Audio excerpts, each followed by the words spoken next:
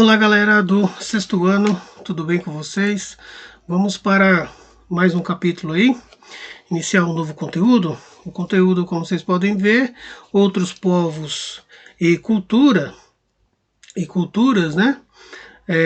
Basicamente a gente vai continuar aí vendo, né, conhecendo outros povos, agora por meio dos povos persas, hebreus e fenícios, ou seja, conhecer a sua cultura, né, como se desenvolveram, como que chegaram, né, à condição de muitos deles chegar a reinos e impérios, né. Vamos ver como que se deu isso ao longo dos anos, né. Bom, primeiramente, gente, falar do Império Persa, né? O Império Persa, como vocês podem ver, está localizado bem aqui, né, no Oriente Médio, é onde se localiza a região, no atual Irã, ou seja, geograficamente se encontra onde está o Irã. Né? Então, ali esse povo foi se constituindo, né, em meio a montanhas. É uma região muito característica, né, do Oriente, e foi ao longo dos tempos administrado politicamente, né, culturalmente, por meio de três imperadores, né, ou seja, Ciro I, depois Cambises, depois Dário I. Então, Ciro I, né, a gente pode destacar aí que foi o grande, digamos assim, um dos grandes fundadores do Império.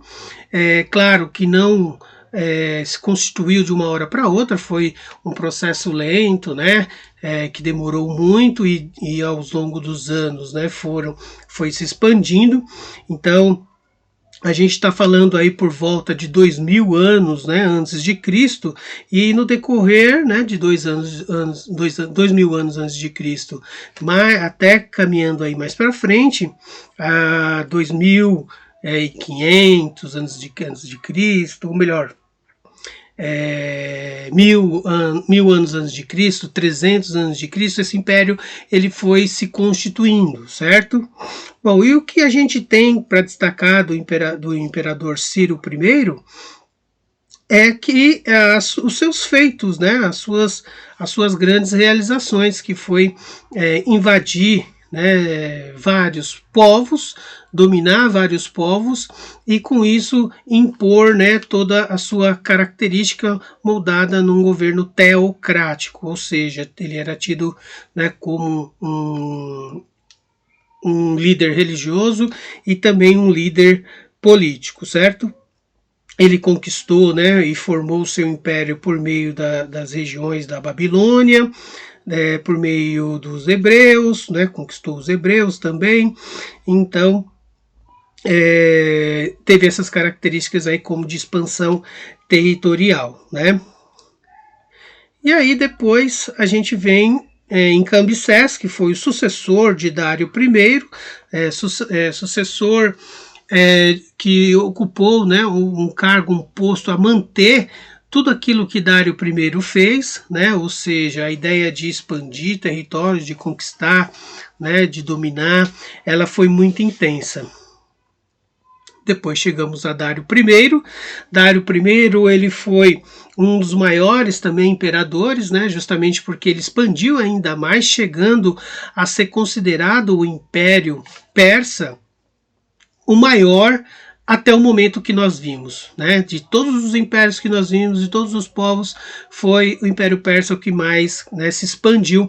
Então, olha aqui a região, né? Toda laranja aqui do mapa, vocês podem ver que forma o Império Persa. Pode ver que é um território muito vasto, pega da Ásia até a região do Oriente, né, passando ali o Mediterrâneo, na Europa, enfim, um império muito extenso.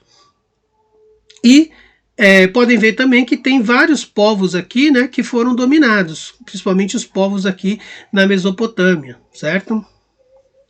E o que a gente pode destacar, né, no imperador Dário, para poder manter todo esse império, né, ele formou bases de sustentação do império, que foi o que? Fazer com que todos os seus povos, né, dominados, todos os povos dominados, mantivessem sua cultura. Ou seja, ele não interferiu na cultura de nenhum povo. Todo povo que foi dominado mantiveram os seus costumes, a sua crença, né, a sua cultura, sem ser impedido, né, por isso, né, pelo imperador Dário I. Bom, outro detalhe que a gente pode ver, né, nessa organização aí do Império, organização que consolidou esse domínio tão vasto do território, foi a organização administrativa. Ou seja, o imperador persa, ele dividiu as regiões nos denominados satrápias.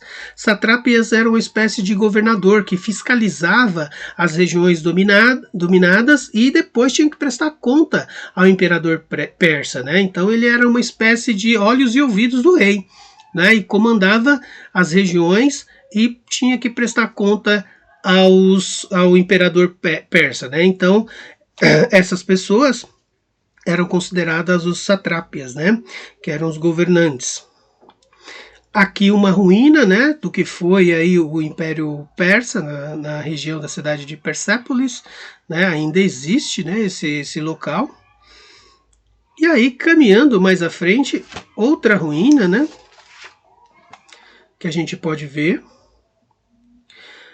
Falar um pouco da economia. A economia, pessoal, não foi muito diferente dos outros povos, né? Teve também um intenso comércio, basta ver pela sua região, com vários povos, né, inclusive com outros povos estrangeiros, e girava em torno muito dos produtos agrícolas, como trigo, a cevada, né, produtos também de proveniente mineral, ou seja, ouro, né, lápis lazuli, ou seja, uma espécie de pedra, né, preciosa, muito característica da região. Então isso era muito extraído, né? Então todos esses objetos eram comercializados, né? E tanto com a Mesopotâmia quanto com o Egito, né? Temos outra característica do Império, que foi a questão da moeda, né, gente? A gente começa a ver nesses povos aqui do Oriente. A gente pode considerar que esse povo foi o primeiro a introduzir o dinheiro, né, como forma de moeda nas relações comerciais. Isso ficou muito característico, embora, né, não podemos chamar esse povo como o primeiro, né, a fazer o dinheiro, porque na China, já vista, também eles produziram dinheiro, a moeda, né? Mas enfim, tratando aqui do povo do Oriente Médio, os persas podem ser considerados os primeiros a fazer o dinheiro, né? E aí modificar a prática comercial de escambo, de troca, por meio do dinheiro, por meio da moeda, certo? Bom, aí depois a gente começa a chegar na religião. A religião persa era uma religião muito característica, ela mais ou menos o que a gente conhece hoje sobre religião. Existe o bem e o mal, né? O Deus do bem, o Deus do mal, né? Então eles tinham essa ideia, né, de crença, né, Deus Supremo, né, então aquele que estava relacionado a todas as questões voltadas para a natureza, né, ao que era algo positivo, o dia, né, e a noite atrelado às coisas negativas, às trevas, à morte, né, então quer dizer, tinha toda essa questão voltada para um que a gente entende como uma religião dualista, né, em que existia o Deus do bem e o Deus ali, digamos, do mal. Bom, tem outra característica que a gente pode destacar,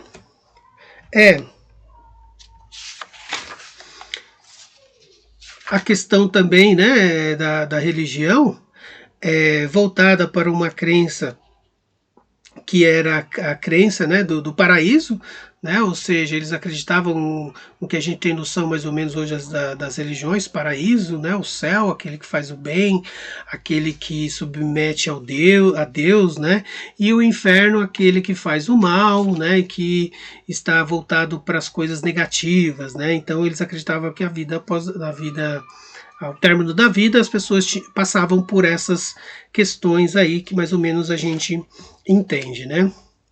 Outra característica, pessoal, que eu esqueci de abordar com vocês, que os persas implantaram foi a noção que a gente tem, né, hoje de correio. Ou seja, os persas, para poder circular a informação ao longo do seu império, né, um império muito vasto, tinha que circular a informação, e para circular a informação de uma forma rápida e eficiente, eram feitos postos, né, nas regiões. Então, por exemplo, ficava uma pessoa em cada, né, espalhada pelo Império a cada 25 quilômetros, mais ou menos, que uma ia passando a informação para o outro até chegar no imperador. Então, passava informações referente a muitas coisas, né? Referente ao comércio, referente aos acontecimentos do cotidiano, né, que estavam ali dentro do Império. Então, os Correios, né, gente, que nós conhecemos hoje, eles implantou um sistema mais ou menos assim, né? Eles tinham essa facilidade de fazer com que a informação chegasse mais rápido por meio desses mensageiros, né, que a gente fala.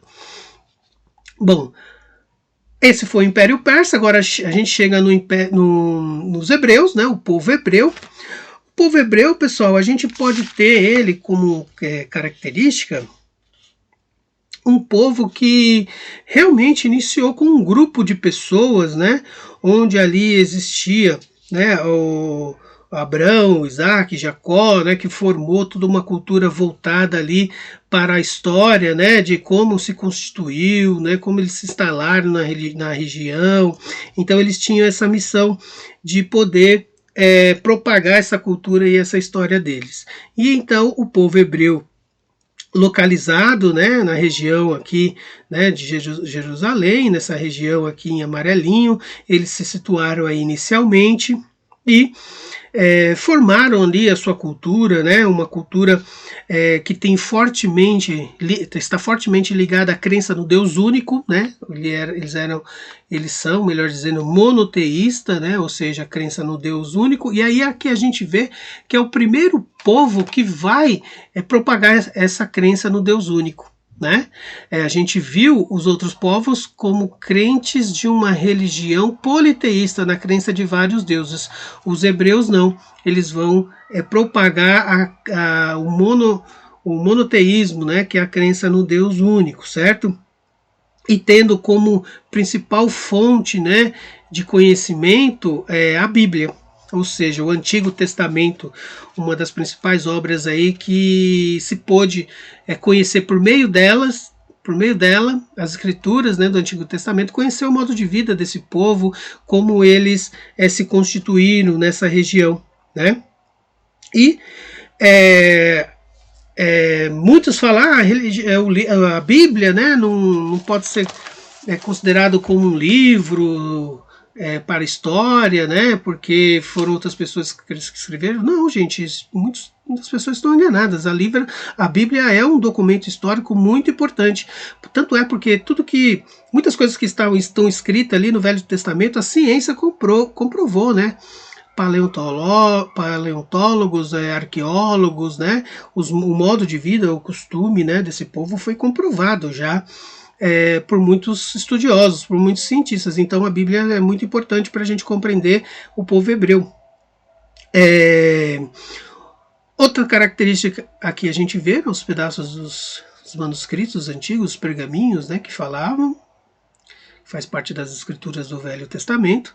E aí aqui a gente vê os aspectos políticos e culturais desse povo, né?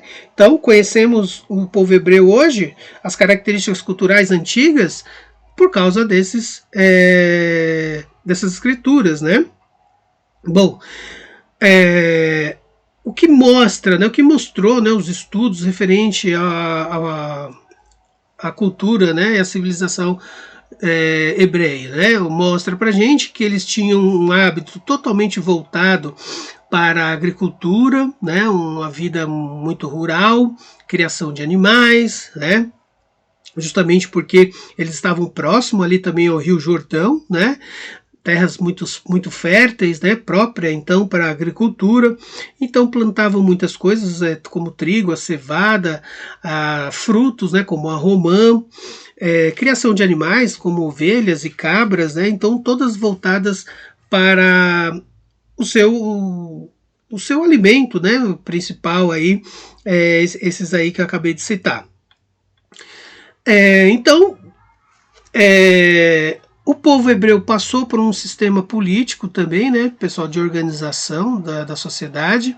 O governo começou, inicialmente passou pelo chamado governo dos patriarcas, né, depois veio o governo dos juízes e dos reis. O governo dos patriarcas é no sentido de formado pelo clã, né, da família ali de Abrão, né, no caso Isaac, Jacó. Então eles foram os responsáveis por gerir, por administrar todo o modo de vida desse povo, né, que é por meio dos ensinamentos e por meio também de questões religiosas, né, como Abraão recebeu a missão divina, né, de Deus, de conduzir o seu povo a Canaã, que era a terra prometida em 2000 anos antes de Cristo, né. Então eles começaram a fazer essa viagem, se instalaram lá nessa região de Canaã e formaram ali, né, o seu povo, né. E ao longo do tempo, né, Jacó sempre instruindo o seu povo por meio dessas missões divinas, né, de que o povo tinha que seguir as suas orientações, porque as suas orientações eram as orientações divinas, certo? Bom, se instalaram então em Canaã, ficaram lá por um determinado tempo, né, vivendo, tendo seus costumes, né. Chega um certo tempo, né, digamos aí por volta de 1750 a.C., Canaã passa por um momento de turbulência ali na região, justamente por causa de uma tremenda seca que assolou a região. Essa seca fez com que as atividades ali de produção de alimento elas ficassem impossíveis de realizar, porque não chovia, a terra ficava infértil, então muito ruim para eles poderem se alimentar, para poderem sobreviver. O que eles fazem? Partem de Canaã, vai para o Egito.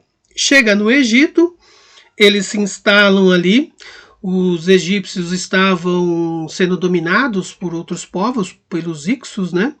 Os Ixos deixam eles se situarem ali, né? Eles começam a viver em terras egípcias. Com o passar do tempo, né? Os Ixos eles saíram dessa região, os egípcios expulsaram os Ixos da região. E os egípcios, o que eles fizeram? Não escravizaram o povo hebreu, né, justamente para poder fazer com que o Egito se recuperasse economicamente, né, pelo estrago provocado pelos Ixos. Então, o povo ficou escravizado ali por muito tempo, né, por mais de 100, 200 anos escravizados ali, e chegou um tempo que eles resolveram sair da região do Egito e voltar à Terra Prometida, né? Foi chamado êxodo aí, ou seja, quando uma grande quantidade de pessoas sai de uma região e vai para outra, né? Então eles partem rumo a Canaã. Então eles fizeram, né, esse percurso que vocês estão vendo aí no mapa, né? Ou seja, não queriam ser mais escravizados.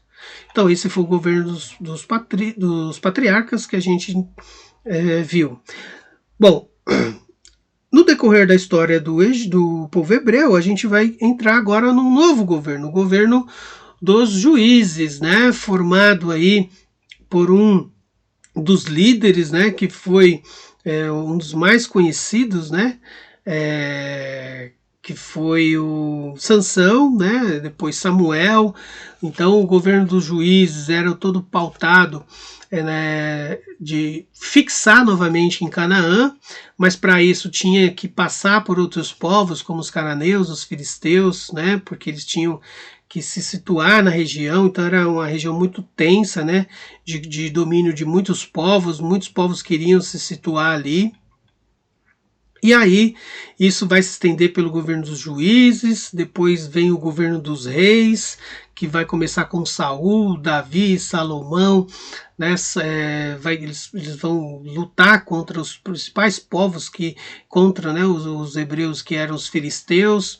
Isso começa com Saul, depois passa por Davi, e aí por Salomão. E esse governo dos chamados juízes, né, pessoal? Ou melhor, a gente entra no governo dos reis, que vai mostrar, né, toda a característica de cada rei, né? Saul, ele vai mostrar vários combates, né? Vai por meio do seu domínio, né? Para poder expulsar os filisteus da região. Depois Davi vai ser aí o grande rei que vai desenvolver economicamente a região, né? Ele vai derrotar os filisteus. Depois vem Salomão, que é filho de Davi, que vai propor aí uma continuidade, porém vai mudar algumas coisas no reino, justamente porque ele vai ser uma pessoa que vai esbanjar muito luxo, vai esbanjar muita riqueza, né, dentro do reino dos hebreus, e vai condenar as pessoas a trabalharem muito, para pagarem muitos impostos para manter os seus luxos, né? Então ele vai cair em desgraça perante a população, né? Principalmente também não só por causa dos impostos, mas também como a atividade, né, obrigatória do trabalho escravo, né? Ele vai ter essas questões aí que o povo vai fazer com que ele perca prestígio, né, perante a população.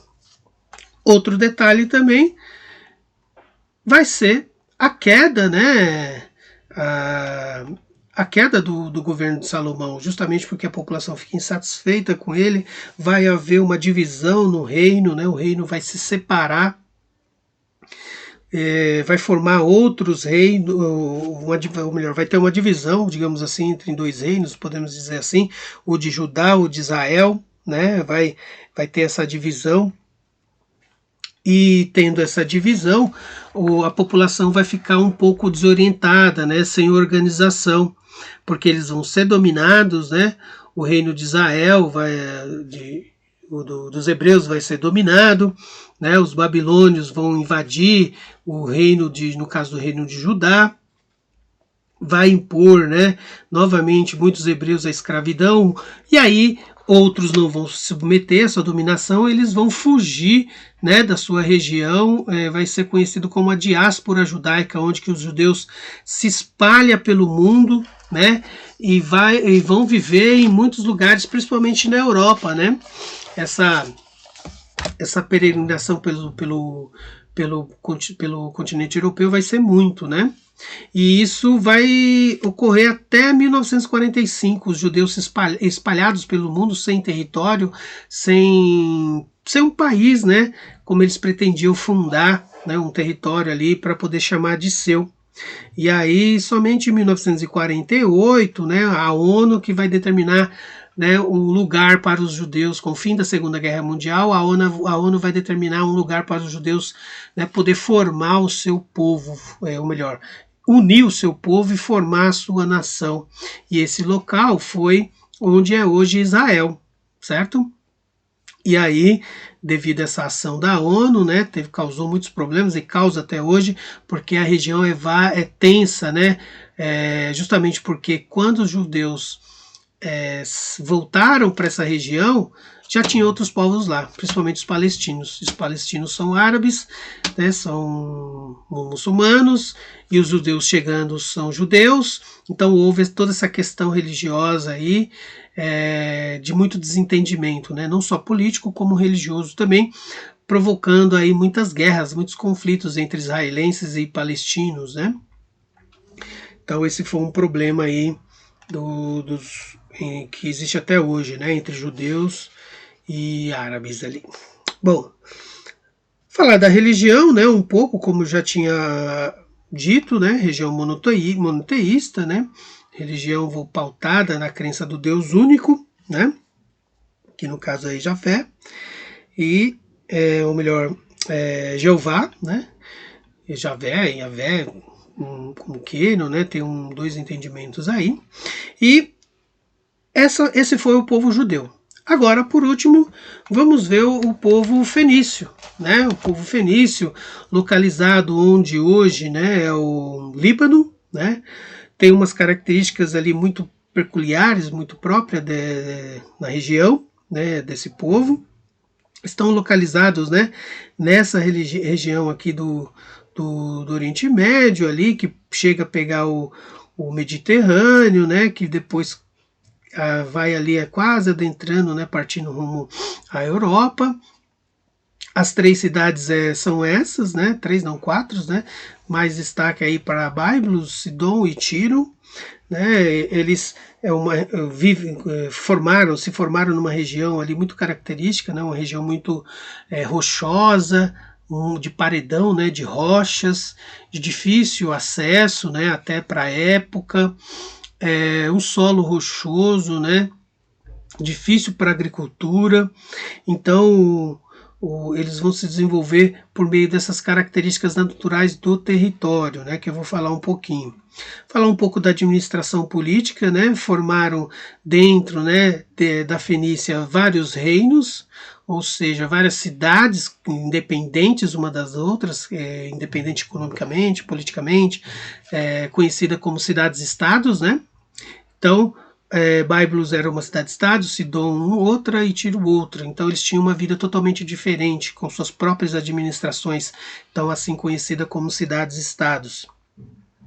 Então, por ter essas características aí naturais complicadas, né, de desenvolver a agricultura, o plantio, né, eles desenvolviam, mas não para comércio, eles partiram para outra atividade que foi o comércio marítimo, ou seja, por meio da construção, né, de várias embarcações, né, justamente porque também a região tem muita floresta, né, de árvores conhecida como cedro. O cedro é uma árvore muito característica porque é uma árvore, né, uma madeira que dificilmente a madeira absorve a água, então próprio, né, para embarcações. Ou seja, a madeira não fica encharcada de água. É como se fosse aquelas madeiras que a gente conhece como deck de piscina, né? Então, começaram a fazer essas embarcações. Fabricaram também muitos produtos artesanais, né? Então, eles praticavam o comércio dessa forma, né? Vendendo esses produtos artesanais por meio das embarcações que eles construíam. Então, pode vir aqui, ó, para o acesso, né, à Fenícia, ali onde hoje é o Líbano. Olha como que é um paredão de rocha aqui, né, para poder chegar lá é muito complicado, né. Bom, caminhando aí, né, os aspectos, né, pessoal, culturais, né, voltado para o comércio, a gente vê que eles fizeram muito comércio com vários povos, né, não só partindo para a Europa, né, região aqui mais ou menos da Itália, da Espanha, Portugal, mas também os povos da África, ou seja, eles dominavam toda essa costa aqui do Mediterrâneo, né? Então tinha uma característica muito própria, né? E a gente pode ver as rotas comerciais aqui de vermelho no mapa, né? Por onde eles passavam. Outro detalhe, gente, é o alfabeto fenício, né? A gente vai dar destaque mais para isso, justamente porque para facilitar a comercialização, para facilitar toda a comunicação, né, com outros povos, entre eles também, eles criaram o alfabeto fenício. Podem ver que tem algumas coisas que lembram um pouco o nosso alfabeto, né? Só não é igual porque os gregos vão modificar um pouco esse alfabeto, vão deixar um pouco mais parecido com o nosso. Então, olha aqui as letras, desse aqui parece um K, mas só que ele está invertido, um L, né? Um Y, O. Então, o A, né, meio ali ao contrário, o I aqui, ó, maiúsculo, né, o X, o W, então é muito característico, né? Depois os gregos vão aperfeiçoar mais ainda, né? E vai ficar mais próximo do que a gente conhece hoje, né? Bom, gente, então isso foi, né, os aspectos aí das características de cada povo. Espero que vocês tenham gostado e até a próxima. Não esqueça de fazer as atividades lá no Vimeo, ok?